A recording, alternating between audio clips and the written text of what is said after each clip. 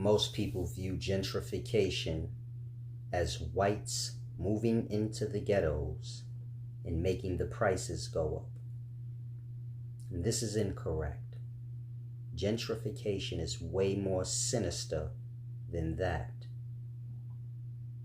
Now you have the high class, the middle class, and the low class areas. Every 10 years or so, the cost of living is raised.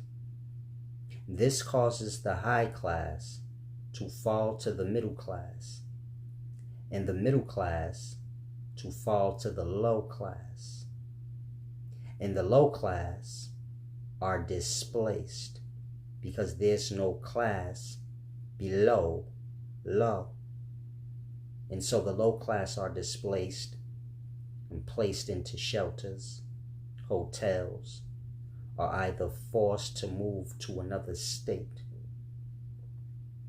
Gentrification is not white people moving into the ghettos and causing the prices to go up.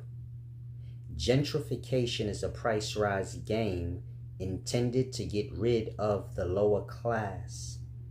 Usually your non-taxpayers are those who work jobs that pay very little.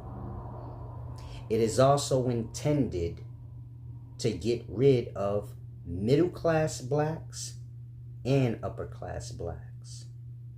So gentrification is a price rise game intended to get rid of the lower class, all of the lower class, as well as the middle-class blacks and upper-class blacks. Yes, it targets blacks. Now, white people know this gentrification game. So when the prices rise, they come down a class. Blacks are unaware. So when prices rise, they stay in their class, trying to maintain. And this is how the upper class blacks and middle class blacks become displaced, just like the lower class. They do not know to come down. They do not know this is all a strategic monopoly system game. It targets the blacks because we live above our means and we do not work together and we do not understand the systematics. Example, prices rise. The high-class whites move into the middle-class neighborhoods to retain their wealth. Middle-class whites move into the lower-class neighborhoods. This is the ghettos.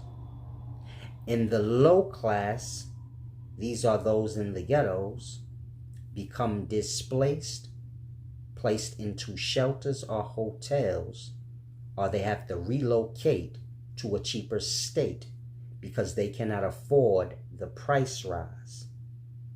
Because now their low class neighborhood is in a middle class price range.